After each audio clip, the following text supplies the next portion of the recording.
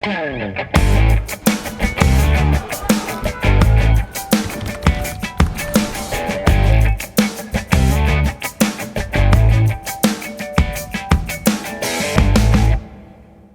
programa de hoje, vamos conversar com a doutora Bárbara Campos. Ela é médica pediatra e vamos com ela falar a respeito da situação do Covid-19 e como isso afeta as crianças.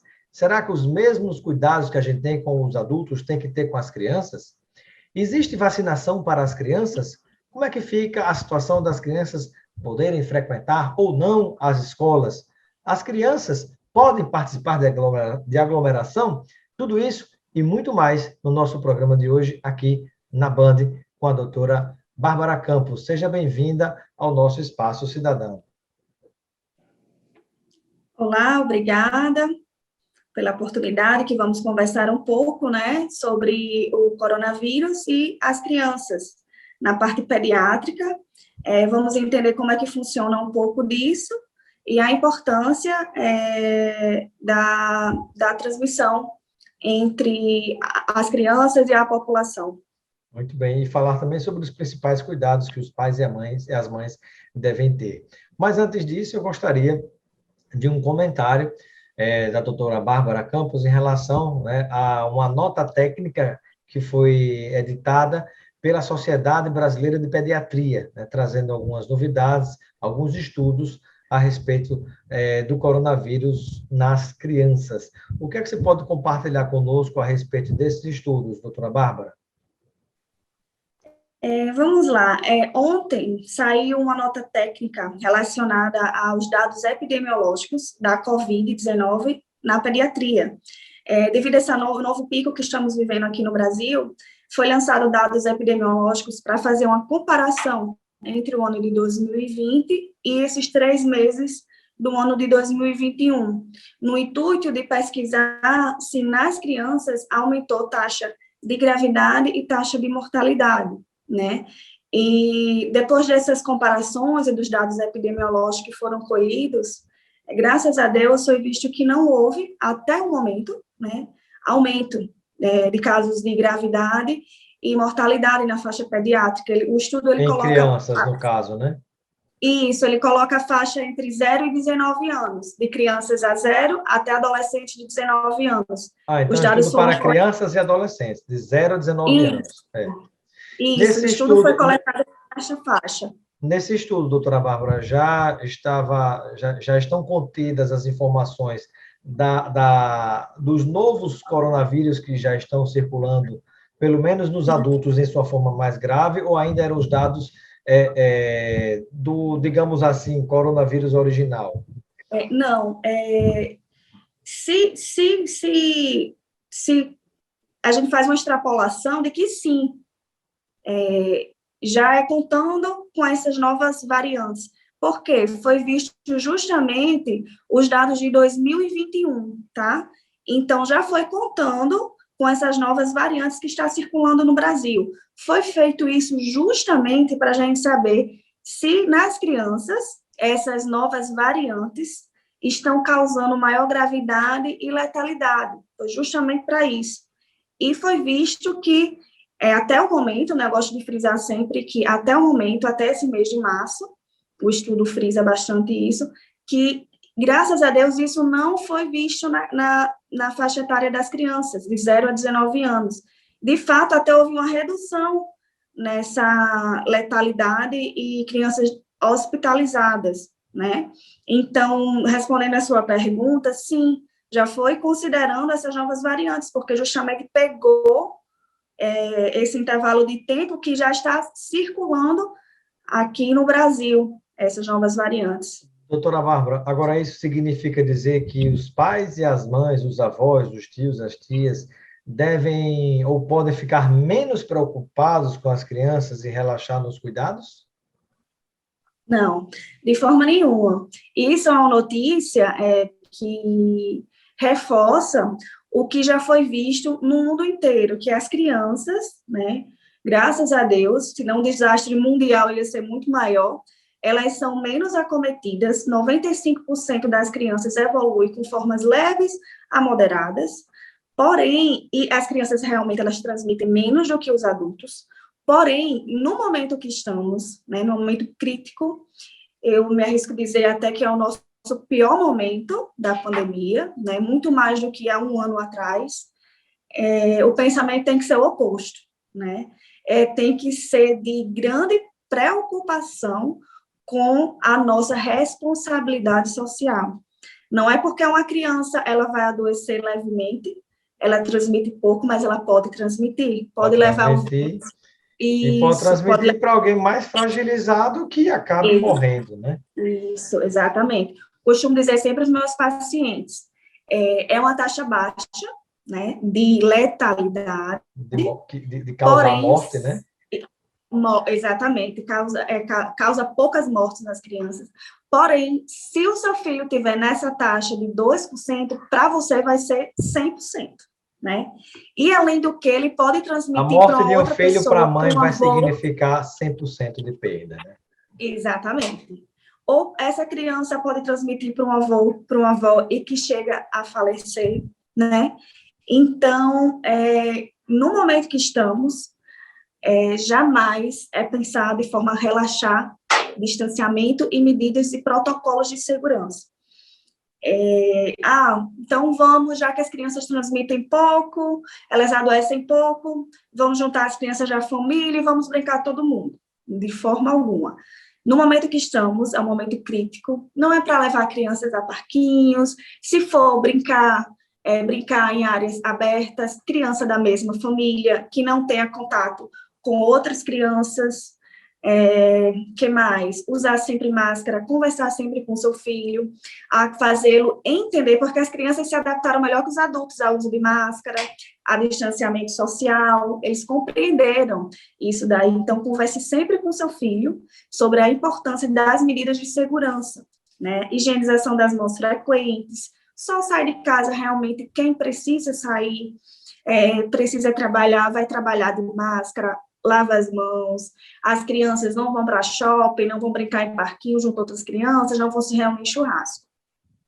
É muito importante essa orientação, doutora Bárbara, você como médica pediatra que está se debruçando sobre esses dados, essas informações da evolução do coronavírus nas crianças, né? Não, não se pode relaxar com esses cuidados. E aí eu lhe pergunto, né, a gente sabe da importância, da necessidade urgente da vacinação para os adultos. A gente tem observado, na população idosa está sendo, a vacinação está chegando devagar, mas já está chegando, mas a gente sabe que é fundamental para a gente sair da situação que a gente está, a vacina. Mas aí eu lhe pergunto o seguinte, e a vacina para as crianças? A gente sabe que desde a hora que nasce, as crianças começam a receber uma série de vacinas que são fundamentais. O que dizer da vacinação de Covid-19 para as crianças? Vamos lá.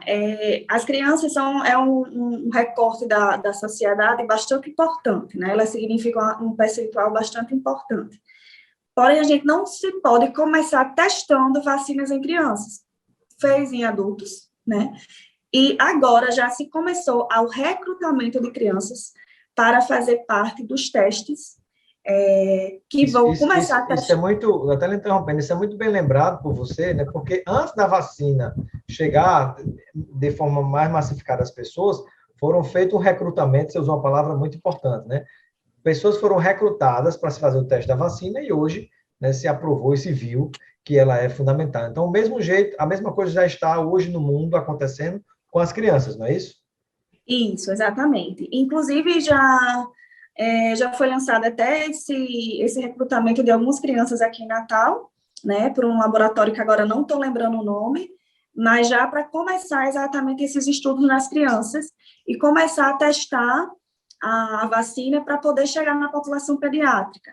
Porém, o que a gente sabe que o mais importante é essa vacina chegar às populações de risco, aos pacientes que morrem mais de coronavírus, né? Então, a gente fica tranquilo em relação às crianças, porque já foi visto até vários estudos em relação à proteção das crianças, às vezes pode estar relacionada aos números de vacinas que elas vão tomando ao longo da vida. Então, existe uma coisa que é chamada de imunidade inata, que é como as células de defesa, elas atacam primeiramente o inimigo, não aquela imunidade que tem dos anticorpos, que demoram um tempo para se produzir. Então, as crianças estão recebendo vacina continuamente, no seu primeiro ano de vida, quase todos os meses. E isso faz com que a imunidade inata, que vai atacar logo os bichinhos que entram em contato com a criança, esteja sempre fortalecida. Então, de certa forma, as outras vacinas até seriam um fator protetor para as crianças. E aí entra outro ponto importante. Vacinação das crianças em dia. Vai chegar a vacina da influenza, que causa muito maior mortalidade na faixa etária das crianças do que o próprio coronavírus. Então, nada de atrasar a vacinação da influenza das crianças por conta do Covid, que é uma doença mais perigosa, né, que causa maior mortalidade, que as crianças morrem mais da influenza do que o coronavírus, e, de certa forma, vai ativar o sistema imunológico da criança e deixá-la mais forte, para caso pegue um coronavírus, entendeu? Mais ou menos. E isso é interessante, por exemplo, a Covid-19 tá matando mais adultos do que atingindo fortemente crianças, mas, por exemplo, a influenza, que é um tipo de gripe, também, E isso ela atinge menos os adultos, mas atinge mais fortemente e gravemente, até matar as crianças. Né? Portanto, criança. manter em dia o calendário de vacinação para as crianças é fundamental, não é isso? Exatamente. População de risco para a gripe é crianças, idosos e gestantes. Então, esse grupo populacional não pode deixar de tomar a vacina da influenza, que já já vai estar chegando para a gente. Muito bem. Doutora Bárbara, e um outro tema que é importante a gente tratar é o seguinte: a gente observa que, infelizmente, muita gente está se automedicando, muitos adultos estão se automedicando, tem vários políticos falando nome de medicamento e fazendo propaganda e receitando ao povo como se fosse médico, cientista, pesquisador, que não são, e isso tem gerado muita confusão. E se observa que alguns pais e mães, infelizmente, tutores de crianças estão indo no mesmo embalo e fazendo como se fosse uma automedicação para os seus próprios filhos. Isso é recomendado, doutora Bárbara? Não, de forma alguma. Nunca é recomendado a gente automedicar, principalmente uma criança, né?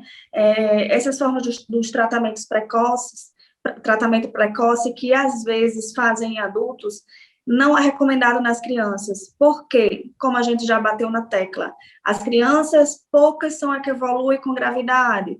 Então, se as crianças estão sintomáticas, procura a orientação do pediatra assistente, faz uma videoconferência com uma consulta online, se não pode sair de casa, procura entender melhor, ver os sinais de alarme das crianças e não automedicar, tá? Apesar de ser uma droga amplamente utilizada há muito tempo, elas têm umas certas contraindicações. Não é para ser tomada para crianças menores de 5 anos e com menos de 15 quilos. Tá? Então, mesmo usando na pediatria, essa droga não é usada para esse tipo de população que eu acabei de falar. Então, muitas vezes os pais nem sabem disso, né? E estão automedicando e pode gerar até um dano para a sua criança. Se automedicando e medicando as crianças, que corre risco duas vezes, né? Exatamente. Então, sempre procurar assistência médica, tá? Assistência de um médico, antes de qualquer medicação que for dar. Doutora Bárbara, e quando a gente fala sobre toda essa situação, né,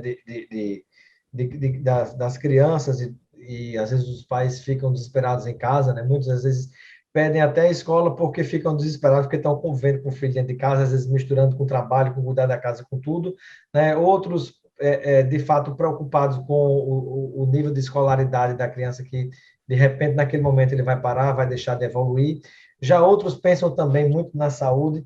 Eu gostaria de conhecer o seu pensamento, a orientação, a recomendação, quando a gente pensa em relação às crianças irem às escolas, né? Porque há vários estados, municípios no Brasil, né? 27 estados e mais de 5.500 municípios no Brasil, e às vezes a gente observa posicionamentos diferentes. Isso. Qual é o seu entendimento a respeito? Vamos lá, é um tema bem delicado, mas que o meu posicionamento sobre isso é que as escolas, tanto o meu posicionamento como alguns estudos, né, já mostram que as escolas abertas, até em momentos de pandemia, de uma transmissão alta na localidade, ela por si só, a escola por si só, não foi responsável pelo aumento da transmissão do coronavírus na sociedade, naquele espaço que foi aberta a escola, tá? Desde que essas escolas, elas sigam protocolos de segurança adequados, que, basicamente, os pontos chaves desse protocolo uso de máscara pelas crianças com a troca, pelo menos 2 a 3 trocas por turno, distanciamento social. Então, a escola ela tem que ter um espaço físico adequado para que essas crianças fiquem com distanciamento social de 1,5 m, em torno disso daí, e lavagem de mãos frequentes e higienização das mãos. As escolas que seguem protocolos de segurança, doutora Milena até hoje deu uma entrevista e falou sobre um estudo que como é que eu posso explicar para que todo mundo entenda? Um estudo que pegou vários outros estudos e analisou esses estudos e fez um resumo, entendeu? E aí viu que realmente a taxa de transmissão intraescolar é baixíssima. A taxa de transmissão criança-adulto é baixa, desde que sigam as medidas de segurança. E o mais importante, o ponto-chave para que isso ocorra, nenhuma criança deve frequentar a escola com qualquer sintoma. Seja o nariz... meu filho tem alergia, mas ele está com o nariz escorrendo. Não vai para a escola, porque não se sabe, até o evoluir da coisa, se é coronavírus, se é gripe, se é um resfriado. Doutora Bárbara, Então... agora, nesse caso, já dialogando um pouco com esse posicionamento, primeiro saber se há um posicionamento da Sociedade Brasileira de Pediatria também, ou não. No momento atual, infelizmente, ainda não há um posicionamento definitivo, uma nota declarando o seu posicionamento. Certo. Mas a nossa classe, né, pelo que a gente conversa, pelo que a gente vê dos outros colegas, é bastante frequente essa posição, né? A maioria dos pediatras realmente tem essa mesma posição que a gente está conversando. Doutora Bárbara, e quando a gente pensa, por exemplo, nessa situação, não, mas a recomendação é se a criança estiver com sintomas, ela não vá para a escola. E se ela for uma criança assintomática, estiver com coronavírus e for para a escola, ela não vai estar ajudando nessa transmissão do coronavírus, né, entre crianças que vão desenvolver ou não, ou que vão repassar esse vírus até para os pais das outras, e professores, e por aí vai? Sim, porque nós sabemos, complementando, porque nós sabemos que nem toda escola, se isso acontecer, vai ter condição física e estrutural de seguir essas recomendações. Nem escolas privadas, todas elas, teriam condição de fazer isso, como também públicas, talvez umas tivessem, outras não. Tá. O que acontece?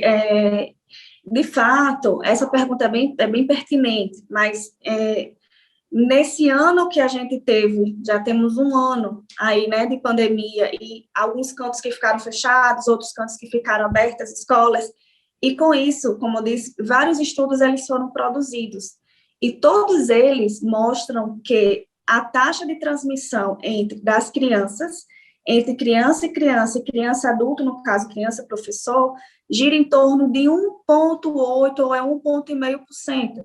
Então, você me perguntou, existe o risco? Sim, existe, mas esse risco é realmente pouco. E uma vez bloqueando esse surto, que não se considera nenhuma localidade estudada, houve surto do coronavírus devido à abertura das escolas, ou à manutenção das escolas abertas, entendeu? Como também existe uma transmissão de outras doenças, a própria influenza, que é mais grave. E aí, por causa disso, a gente vai fechar as escolas todos os anos, no mês de fevereiro a maio? Não, né? O que a gente pode fazer? essa medida de não levar crianças doentes para a escola já é uma medida de nós, pediatras, há muito tempo, né? Que agora a gente está tomando maior consciência disso, da importância realmente desse cuidado que a gente tem que ter. Então, a transmissão entre escolas é baixa. A transmissão de uma criança assintomática é menor ainda, entendeu? Então, não posso te dizer que, não, o risco é zero, existe, mas esse risco é mínimo, desde que a gente siga todos aqueles protocolos que a gente conversou. É fato que algumas escolas não vão conseguir, mas o que elas têm feito, devido ao espaço físico, como o senhor colocou, fazem o estudo híbrido, o rodízio. Algumas crianças, 2 dias na semana tem aula presencial e as outras ficam aula online. E depois as que estavam presenciais vão para online e a de online vai para presencial, entendeu? Então, existem escolas que também adotaram esse modelo para conseguir, de fato, seguir o protocolo de segurança. O rodízio, né? Como se faz com placas de trânsito no estado de São Paulo, né? Por causa do tumulto do trânsito, seria feito um rodízio com crianças, né? Pelo menos pelo menos se a escola tem 100 crianças, né? E não, nessa semana vai 50, na outra semana vai 50, né? Pelo menos se reduz em 50% a circulação também, né? Mas, doutora Bárbara, eu gostaria de agradecer a sua participação no nosso Espaço Cidadão, seus esclarecimentos, seja sempre bem-vinda. E eu deixo um momento final para suas despedidas, junto àqueles e aquelas que nos acompanham neste momento pela banda e pela internet, com o possível complemento de alguma informação importante ou alguma orientação importante que, porventura, ao longo da entrevista, a gente não tenha falado. Tá, vamos lá, gente, vamos fechar, né, esse nosso bate-papo com alguns pontos importantes que eu quero que fique, né, na memória de quem está nos assistindo. Que, apesar das crianças elas terem o quadro mais leve, né, com pouca mortalidade, que nesses novos dados desse ano já foi, graças a Deus, isso foi mantido, né, porém, isso é até o momento, pode ser que algo mude, por isso a importância de estar acompanhando sistematicamente a evolução e o comportamento dessa doença.